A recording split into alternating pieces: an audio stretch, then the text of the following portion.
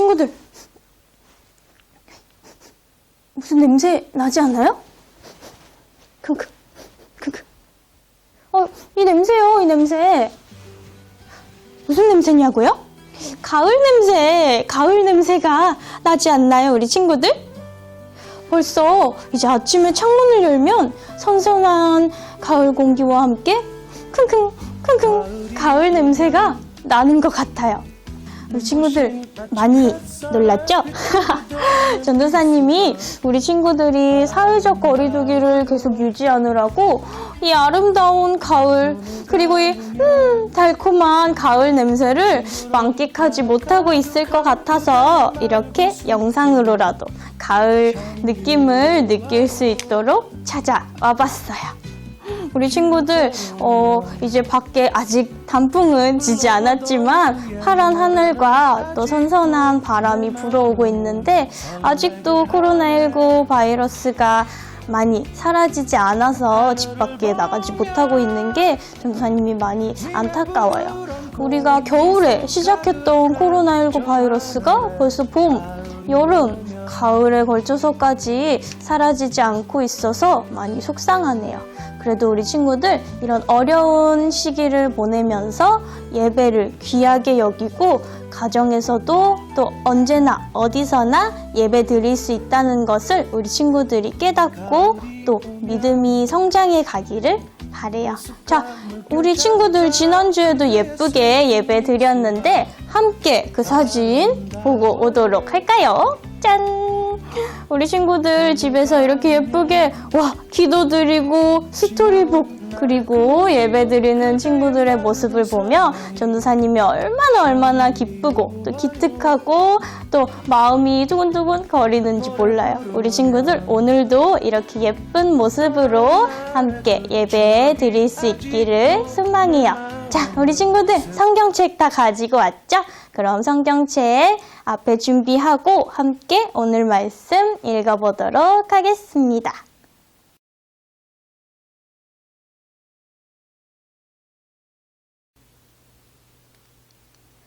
사도행전 28장 23절 먼저 함께 읽습니다. 그들이 날짜를 정하고 그가 유숙하는 집에 많이 오니 바울이 아침부터 저녁까지 강론하여 하나님의 나라를 증언하고 모세의 율법과 선지자의 말을 가지고 예수에 대하여 권하더라. 30절에서 31절 이어서 함께 읽습니다. 바울이 온 이태를 자기 셋집에 머물면서 자기에게 오는 사람을 다 영접하고 하나님의 나라를 전파하여 주 예수 그리스도에 관한 모든 것을 담대하게 거침없이 가르치더라. 아멘. 우리 오늘도 하나님께서 우리에게 주실 말씀을 기대하며 제목 한번 크게 같이 읽어볼까요? 어떤 것도 막을 수 없어요. 우리 지난주에도 함께 말씀을 통해 배웠는데 바울은 예루살렘에서 예수님의 부활과 하나님 나라에 대한 복음을 전하다가 붙잡혀서 정말 어려운 시간을 보냈어요. 이때 재판을 미처 마치지 못했고 바울은 로마의 시민권을 가진 사람이었기 때문에 바울은 재판을 받기 위해 배를 타고 로마로 가야 했어요. 바울은 이때 예수님께서 밤중에 바울에게 나타나셔서 네가 예루살렘에서 담대하게 복음을 전한 것처럼 로마에 가서도 담대하게 복음을 전해야 한다 라고 말씀하신 그 명령을 잘 기억하고 있었어요. 배를 타고 로마로 가던 중 바울과 그의 일행들은 유라굴로라는 이름의 큰 풍랑을 만나고 말았어요. 큰 풍랑 때문에 배가 산산이 부서지고 모두 죽을 위기에 처하고 말았답니다. 그런데 다행히도 바울과 그 일행들은 멜리데라는 섬에 무사히 착지하게 되었어요. 이곳 원주민들은 바울과 일행들을 잘 맞이해주고 대접해주며 그들이 추위에 떨까봐 모닥불을 피워주었어요. 바울은 그들에게 고마워하는 마음으로 일손을 돕기 위해 나무를 가지고 그 불에 나무를 채워넣는 순간 나무 안에 있던 독사가 불이 뜨거워서 견디지 못하고 펄쩍 뛰어나와 글쎄 바울의 손을 꽉 물어버린 거예요. 바울이 독사에 물린 것을 보고 원주민들이 이렇게 말했어요.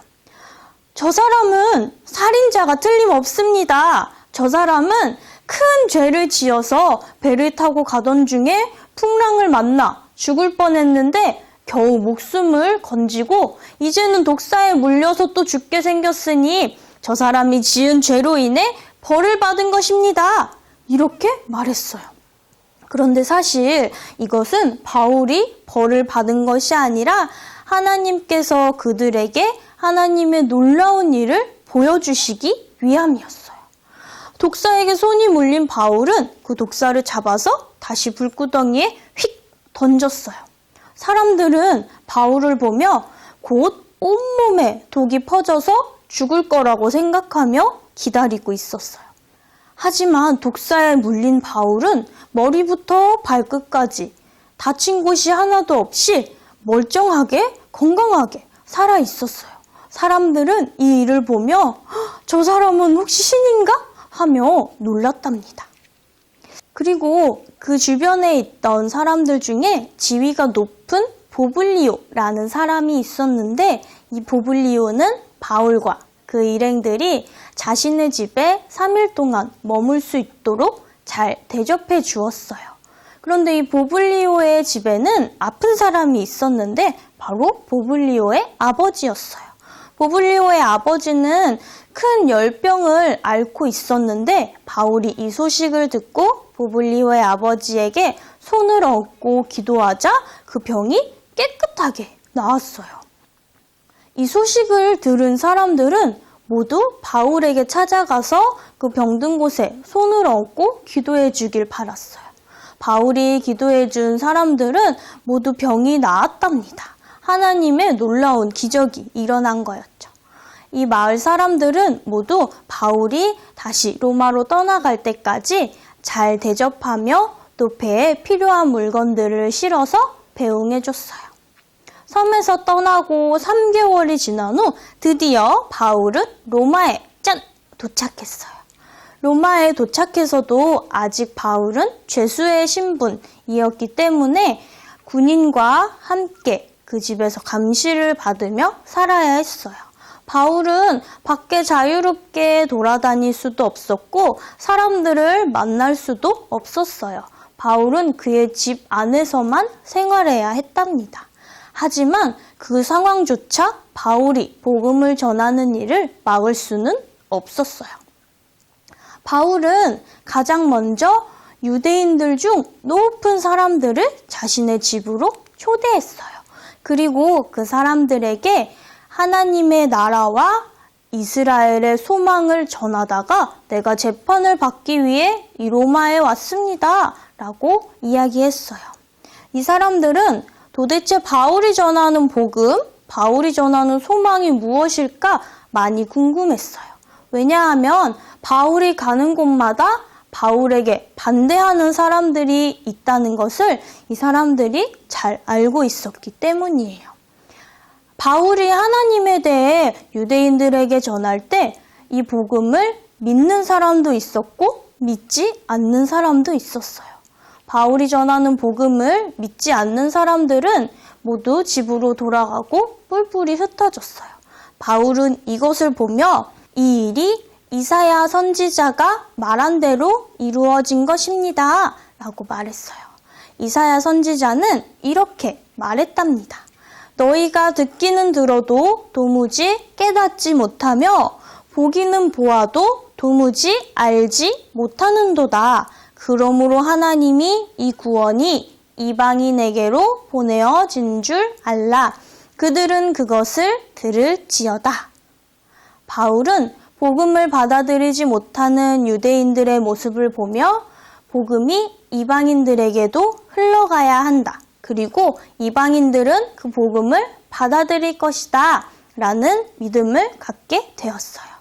바울은 로마에서 2년 동안 생활하면서 하나님의 나라와 예수님의 복음을 많이 거침없이 담대하게 전했어요.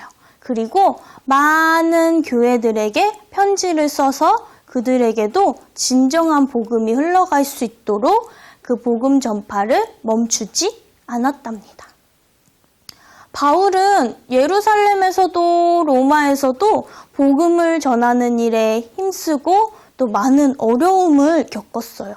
하지만 우리 친구들이 성경을 통해 또 말씀을 통해 알 수 있듯이 바울은 결코 포기하거나 낙심하거나 불평하지 않았어요. 왜냐하면 바울은 예수님께서 나와 함께 하시는 한 복음을 전하는 일을 그 어떤 것도 방해할 수 없다라는 것을 잘 알고 있었기 때문이에요. 우리 친구들 언제나 어디서나 담대하게 거침없이 복음을 전했던 바울처럼 우리 친구들도 예수님이 함께 하심을 믿는다면 복음을 전하는 것을 어떤 것도 막을 수 없다는 걸 고백할 수 있게 될 거예요. 복음은 우리에게 주신 가장 귀한 선물이에요. 그리고 복음을 전하는 일은 하나님의 자녀, 예수님의 제자된 우리가 해야 할 가장 귀한 사명이랍니다.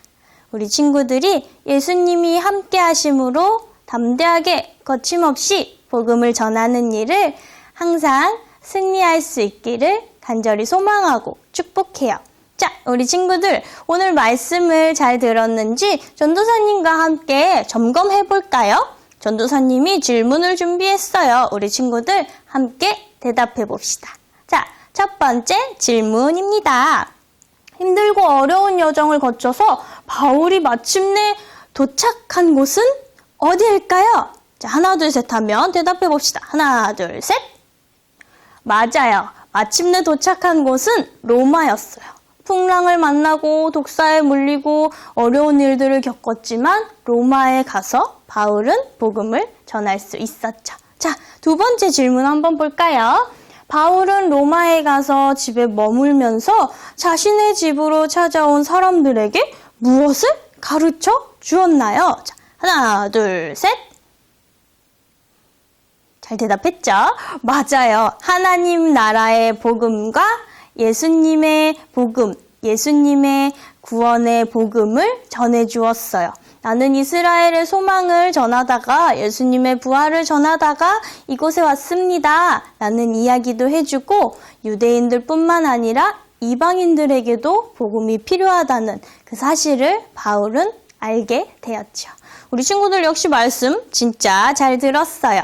이 질문은 스토리북에도 있으니까 우리 친구들 스토리북을 꼭 꼼꼼하게 작성해서 전도사님에게 보내주길 바래요. 자, 우리 친구들 그럼 우리 함께 오늘도 우리 귀한 말씀 주신 하나님께 감사드리며 기도하도록 하겠습니다. 두 눈 꼭 감고 두 손 꼭 모으고 마음 모아 함께 기도하겠습니다. 하나님, 언제나 어디서나 거침없이 담대하게 하나님이 주시는 힘으로 복음을 전한 바울의 이야기를 우리가 배웠습니다. 예수님이 함께 하시면 우리를 방해하는, 우리를 어렵게 하는 그 어떤 것도 우리가 능히 이겨낼 수 있음을 우리 믿음으로 고백합니다. 하나님, 우리가 복음을 전하면서 어려운 순간들이 분명 있겠지만 그 어려움보다도 우리 앞에 있는 문제보다도 크고 귀하고 강하신 하나님을 우리가 의지하며 나아갈 수 있도록 우리와 함께 해주세요. 이번 한 주도 우리를 건강하게 우리가 항상 감사하며 살 수 있게 기쁨 가운데 거할 수 있게 우리와 함께 해주시고 우리를 지켜주세요. 감사합니다. 사랑합니다. 예수님의 이름으로 기도드립니다. 아멘. 우리 친구들 이번 한 주도 우리와 함께 하시는 예수님을 힘입어서 담대하게 거침없게 예수님의 복음을 전하며 살아가는 우리 유년부 친구들 되기를 소망하고 축복해요. 그럼 다음 주 예배 시간에 우리 또 만나요. 안녕!